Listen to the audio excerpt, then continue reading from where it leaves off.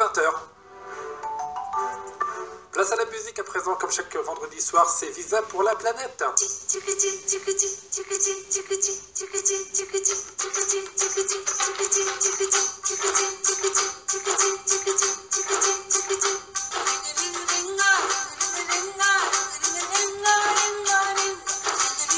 Bienvenue sur RCF dans Visa pour la planète, votre rendez-vous sur les musiques et les cultures du monde. Après nous avoir fait voyager en Mongolie en mars dernier, Marie-Aude Ravet est de retour à RCF pour nous servir de guide sur l'île de Bali, l'île des dieux. Bonjour Marie-Aude. Bonjour. Et merci d'être à RCF, merci de revenir au micro c'est avec grand plaisir. RCF. Comment allez-vous depuis le mois Ça de va mars? très bien, ça va très bien. On travaille, on a beaucoup de choses à faire. Vous avez beaucoup voyagé? Oui, mais pas très très loin. J'ai voyagé en Suisse quand même. Suisse, c'est exotique aussi. Bien sûr, on rappelle pour nos auditeurs que vous voyagez quasiment non-stop depuis 2010 et l'idée c'est donc de parcourir des pays et de vous imprégner de leurs coutumes et de leurs danses. Et de vivre avec les gens qui peuplent ce pays pour mieux les comprendre, mieux comprendre la façon dont ils vivent, dont ils voient le monde. C'est une démarche magnifique, qui est très humaine. Bravo Marie-Aude. On imagine le nombre. Combien de pays vous avez traversé depuis 30. 30 pays. Et donc vous connaissez les langues, les coutumes, quelques langues en tout cas, surtout les danses. Hein. Surtout les danses, mais je m'attache aussi à apprendre les langues. Donc il y en a quelques-unes que je parle couramment et d'autres que j'apprends encore. Et vous ensuite vous faites des spectacles et des conférences dansées. Hein. Oui, des spectacles, des conférences dansées. J'interviens aussi dans les écoles dans le cadre de projets pédagogiques où je fais découvrir un pays non seulement par sa danse mais aussi par sa cuisine. J'initie les enfants à la langue. Vous donnez également des cours de danse individuels ou collectifs? Je donne des cours particuliers de danse et aussi des stages. Et l'année prochaine, je vais commencer une grande série qui s'appelle Parcours Danse du Monde. Donc chaque mois, un stage d'initiation à une nouvelle danse du monde. Et puis on peut rappeler votre association Aux 4 vents. Aux 4 vents, avec notamment un voyage, justement, ça tombe bien, à Bali. Comme par hasard. Comme par hasard. Le départ est prévu en octobre. C'est ça. Ce sera pendant la Toussaint. Donc nous voyagerons du 22 au 31 octobre à Bali. Et ce sont les Balinais eux-mêmes qui nous feront découvrir leur île. Je pense qu'il n'y a pas mieux placé qu'eux pour nous parler de leur culture. L'île des dieux? L'île des dieux, ah oui. Votre premier voyage à Bali, c'était quand, Marie? C'était en 2011, c'était il y a 5 ans, un petit peu par hasard. Et c'était à peu près à cette époque d'ailleurs de l'année, c'était fin mai, début juin 2011, que j'étais pour la première fois à Bali, depuis j'y suis allée 7 fois. Et quelles sont les premières impressions lorsqu'on met pour la première fois le pied à Bali? L'air, quand on sort de l'avion, on sent déjà l'air imbibé de l'encens planté dans les offrandes qui garnissent les trottoirs, les temples, les petits sanctuaires qui jalonnent les rues, les maisons de Bali. Et on se sent vraiment, le surnom de île des dieux n'est pas usurpé. C'est là que vivent les dieux, c'est là qu'on leur rend hommage. Et vraiment la première impression, c'est la chaleur tropicale et cet encens qui vous prend le nez. On rappelle où se trouve Bali? Donc, Bali, c'est une île d'Indonésie, l'Indonésie qui est le plus grand archipel du monde. Et premier pays musulman? Premier pays musulman, mais là, Bali fait figure d'exception. Bali a toujours fait figure d'exception dans l'histoire indonésienne pour plein de raisons. Et aujourd'hui encore, pour des raisons religieuses, elle fait exception puisque Bali n'est pas musulmane. Il y a une très petite minorité de personnes de confession musulmane sur l'île. Mais la plupart des personnes se revendiquent comme hindouistes, mais c'est hindouiste avec beaucoup de guillemets. Je pense qu'on aura l'occasion d'en parler. C'est pas le même hindouisme que l'Inde. Hein. Loin s'en faut, loin s'en faut. Il y a aussi une part de bouddhisme. Oui, puis surtout, il y a des rites et des croyances propres à Bali qui sont bien plus importantes que ce qu'on appelle nous hindouisme ou ce qu'ils veulent bien nous présenter comme hindouisme. Marie-Aude, vous avez eu la gentillesse, comme d'habitude, de venir avec des musiques, donc là, des musiques balinaises. Oui. Une danse que vous connaissez bien également, Marie-Aude. Vous allez peut-être nous présenter le premier morceau. Alors, c'est une danse pour les dieux. Oui, alors Tali Pendet, c'est la danse d'offrande. C'est une danse qui est relativement récente, mais qui s'inspire des gestes que font les gens qui dansent dans les temples, les femmes qui dansent dans les temples. Et ces gestes ont été un petit peu modernisés, ce qui fait que maintenant cette danse est à la fois sacrée et profane. Donc je l'ai entendue aussi bien dans des temples, dans des enceintes très sacrées, que dans des hôtels pour les touristes. Donc c'est une danse d'accueil d'une manière générale. Elle est jouée au gamelan. Donc gamelan, c'est le nom du xylophone, mais c'est aussi le nom de l'orchestre général baliné. Donc on ne peut pas jouer un morceau baliné seul. Il n'y a pas de solo. Tout doit être joué en communauté. Il faut bien 12 personnes pour jouer le moindre morceau. Donc l'orchestre est constitué de gamelan, donc de xylophones qui peuvent être dans différents métaux. Hein, ça dépend du type de musique jouée. Et il y a aussi des gongs, il y a des flûtes comme on entend actuellement, il y a des tambours. Et vous fermez les yeux et vous êtes à Bali, hein, ça c'est grâce à Mario Dravet, qui me fait plaisir d'être ici à RCF. On rappelle que c'est vous qui présidez l'association aux 4 vents. Oui. Et donc on parle de Bali parce que vous êtes une danseuse nomade, Mario, vous voyagez à travers le monde. Vous avez été touchée, je crois, par l'accueil des habitants de Bali. Très touchée, oui, très touchée. Très touchée par leur mode de vie, très touchée par leur attachement aux traditions et par la force qu'ils mettent à essayer de les conserver malgré un tourisme qui les bouffe. Il faut dire les choses comme elles sont. Oui, un tourisme de masse, surtout dans le sud de l'île. Hein. Surtout dans le sud de l'île, mais bon, ça contamine un petit peu toute l'île. Alors c'est un cercle un petit peu vicieux parce que les Balinais ne peuvent pas vivre sans le tourisme maintenant. Tous les revenus de l'île sont générés par le tourisme et d'un autre côté, ce tourisme entache leur culture ancienne. Est-ce qu'on peut parler à présent des particularités de l'île de Bali par rapport à l'immensité indonésienne? Alors déjà c'est très petit par rapport à l'immensité indonésienne et c'est particulièrement petit quand on regarde sa grande voisine qui est Java. Donc c'est l'île principale de l'Indonésie où se situe la capitale de l'Indonésie, Jakarta. Et Bali, elle fait figure de petite naine à côté de Java. Mais c'est l'île la plus visitée d'Indonésie. Avec des particularités linguistiques également. Oui. Alors, il faut savoir que chaque île d'Indonésie, chaque peuple qui vit dans l'Indonésie a sa langue propre. Et les Balinais ne font pas exception. Donc, il y a une langue balinaise et une langue indonésienne. La langue indonésienne existe depuis longtemps, mais en fait, c'est une lingua franca. Donc, ça veut dire que c'est une langue qui s'est constituée à partir de la langue parlée par les Indonésiens à l'origine, à laquelle se sont rajoutés des mots d'arabe, de chinois, d'hindi, parce que c'était des gens avec lesquels ils commerçaient. Et donc c'est une langue dont la grammaire est relativement simple, qui s'apprend assez rapidement, tandis que le balinais, lui, est une langue ancienne, qui a sa propre écriture encore, et qui est très, très, très compliquée à prononcer d'abord, et puis ensuite la construction est assez difficile. En fait, apprendre le balinais, c'est comme apprendre deux langues, parce qu'il y a une façon de parler informelle et une façon de parler formelle, et les deux ne se ressemblent absolument pas. Bali, capitale Denpasar. Denpasar, qui est dans le sud de l'île, oui, c'est là qu'il y a l'aéroport. Une île assez très volcanique. Hein. Oui, c'est une île volcanique. Le point culminant, c'est le mont Agung, qui est à plus de 3000 mètres.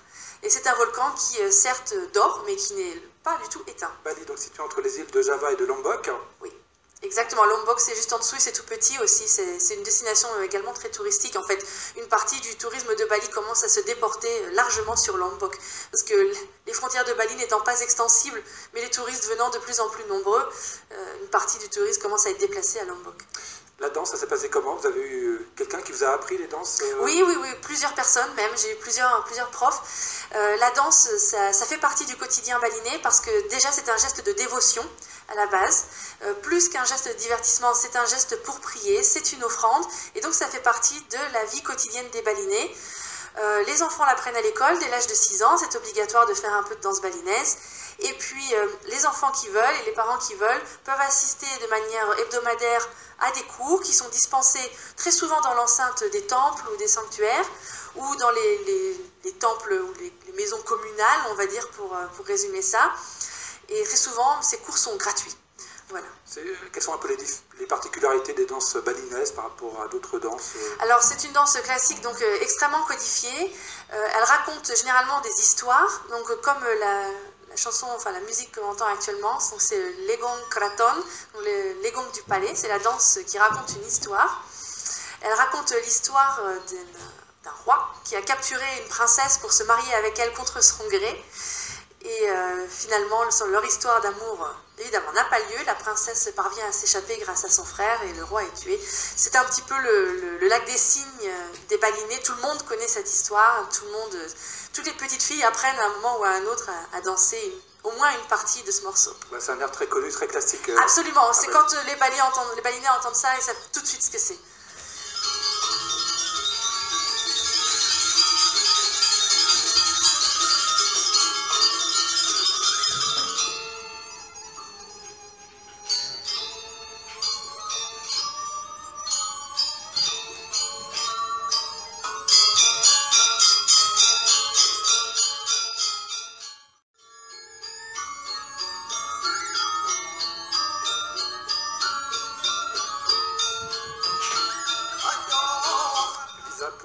planète. Cette semaine, direction l'île de Bali, l'île des dieux, en compagnie de Marie-Aude Ravet, danseuse classique, danseuse nomade surtout. Danseuse nomade, oui.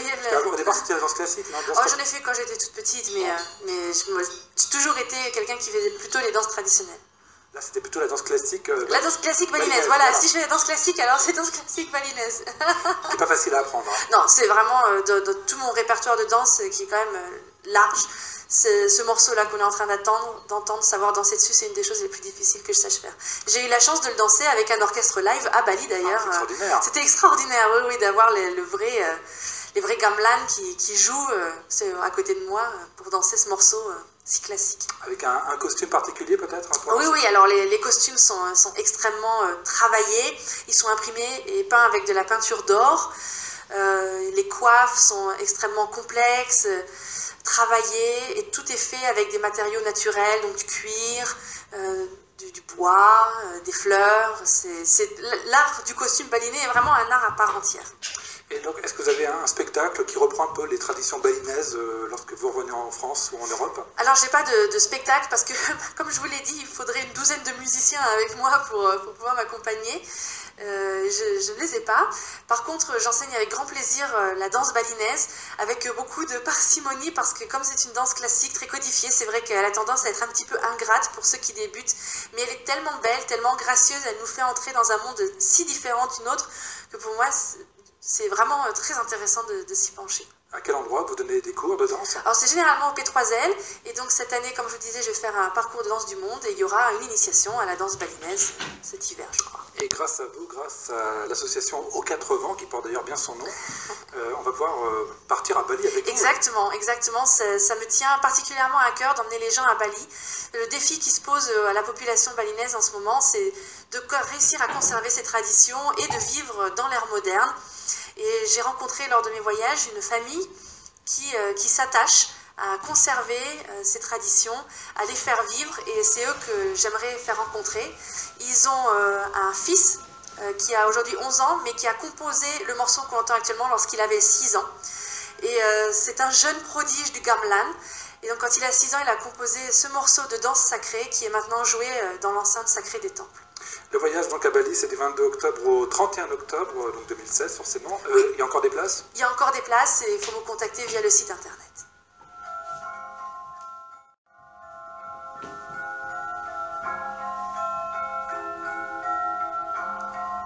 Bali avec cet instrument, le gamelan, hein, donc le xylophone, qui est l'instrument qui symbolise. Hein, oui, l'instrument symbolique de Bali, mais comme je disais, donc il y a plusieurs sortes de gamelan, il y en a qui sont en bronze, il y en a qui sont en fer. C'est ce qui marque d'ailleurs quand on arrive pour la première fois à Bali, c'est peut-être cet instrument puis les danses. Hein. Oui, c'est vrai, la musique est vraiment très distinctive, on trouve aucune musique qui ressemble ailleurs dans le monde, on entend tout de suite à cet instrument qu'il s'agit de musique balinaise.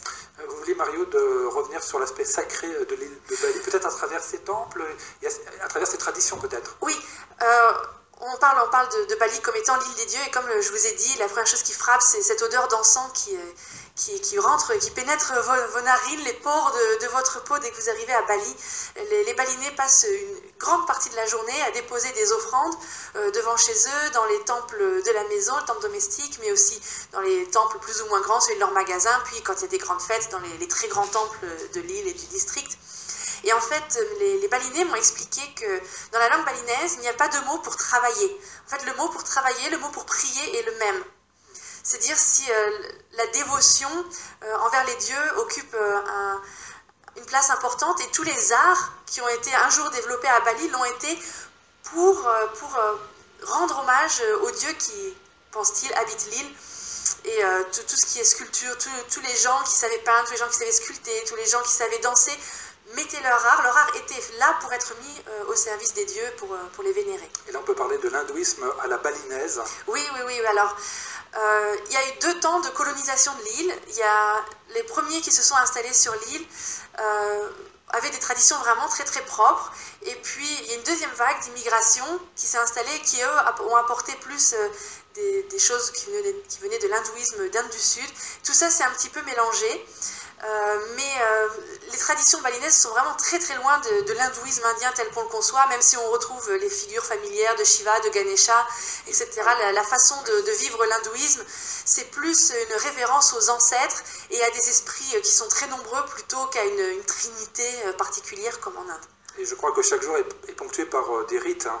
Oui, bah déjà à déposer les offrandes le matin et le soir, et on n'en dépose pas qu'une, il y en a beaucoup à déposer, ça prend du temps et c'est un véritable business parce qu'il faut les fabriquer, ces offrandes, et ceux qui n'ont pas le temps de le faire vont les acheter dans des magasins spécialisés, et donc il y a des gens qui vivent de la confection d'offrandes, des petites, des grandes, pour différentes cérémonies.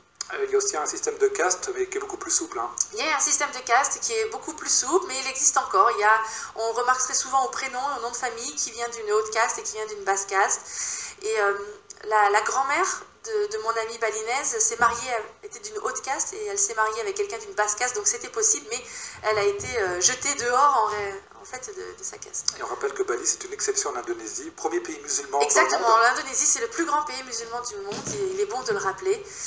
Mais Bali, voilà, cette religion qu'on qualifie d'hindouiste un petit peu à tort finalement. On va revenir à la musique avec un orchestre de bambou. Oui, alors ça s'entend beaucoup plus rarement, mais Bali a aussi des danses populaires qui s'effectuent pour le plaisir, pour se rencontrer aussi entre futurs maris, futures femmes des fois. Et ces danses sont faites avec un orchestre de bambou et on les nomme joget.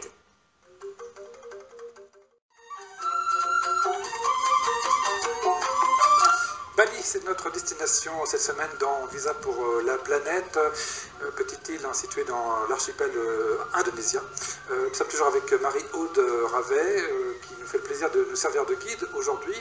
On voit bien dans ce morceau les différents instruments traditionnels. Oui, alors il y a plusieurs gamelans de bambou, des flûtes, des tambours. Et là, c'est une danse qui est très rapide, très drôle, qui se fait avec un homme et une femme, où l'homme fait semblant d'essayer de vouloir toucher la femme, et la danseuse s'échappe à chaque fois en faisant tournoyer son éventail, et en tenant sur le côté le selendang, la ceinture des femmes balinaises. Et parmi vos fortes émotions que vous avez vécues à Bali, je crois qu'il y en a eu une particulière, vous avez dansé dans un temple. Oui, un petit peu par hasard, quand j'y étais la dernière fois, il y a eu une cérémonie de pleine lune. Donc la pleine lune, c'est le moment sacré de la religion balinaise. Donc les temples font des cérémonies particulières où il y a beaucoup de gens qui tombent en transe aussi. Et je me suis donc retrouvée lors d'une de ces cérémonies à déjà observer les gens, regarder comme ils faisaient, et puis d'un coup, l'orchestre qui était là s'est mis à jouer un rejang, donc une musique sacrée, et les femmes se sont mises en rang, et elles ont commencé à danser. Et je ne connaissais pas cette danse, je ne l'avais jamais vue, et au bout de quelques secondes, quelqu'un dans l'assistance m'a poussée au milieu du groupe de femmes, et j'ai dansé avec elles cette danse sacrée en hommage à leur dieu, au milieu des offrandes transportées sur la tête des femmes ou sur le dos des hommes, et le prêtre en transe dans mon dos. Pour terminer, le plat principal, le plat traditionnel à Bali. Alors il y a beaucoup de cuisine, c'est très très épicé, par contre il faut aimer la cuisine très épicée si on veut vraiment manger balinais. Donc les balinais adorent le poulet frit. Et puis il y a aussi beaucoup de légumes, beaucoup de choses à base d'œufs. Il y a des crêpes délicieuses fourrées à la noix de coco. Je recommande, on s'en met plein la panse, c'est un endroit délicieux pour la gastronomie. Avec notamment le nasi goreng, je crois, c'est du riz frit avec des œufs. C'est ça, nasi goreng. Donc nasi c'est le riz, goreng c'est frit, nasi goreng c'est le riz frit. Mais en fait c'est pas spécifiquement balinais, c'est un plat qui est commun à toute l'Indonésie, mais qu'on peut manger à tous les coins de rue à Bali, que j'adore et que je cuisine aujourd'hui aussi pour moi, avec plaisir dans ma petite cuisine. Marie-Aude Ravet, merci beaucoup d'être venue ici à RCF, nous avoir fait voyager à Bali. C'est moi qui vous remercie. Sur l'île des Dieux, pour les personnes qui souhaiteraient en savoir plus sur Bali, parce que là on a vraiment on a fait que survoler. Hein. Oui, là, on survole, mais si quelqu'un voudrait en savoir plus sur Bali, déjà je souhaite qu'il ou elle puisse venir avec nous à Bali, c'est encore le mieux. Et sinon on peut me contacter via le site internet de l'association Aux 4 Vents, aux4vents.org. Aux4vents.org, on rappelle le voyage à Bali, ça sera donc... du 22 octobre au 31 octobre. Merci Marie-Aude Ravet, je ne sais pas comment dit-on merci en... Alors en balinais c'est suksma, matur suksma, merci beaucoup. Et sinon en indonésien, terima kasih. Merci Marie-Aude.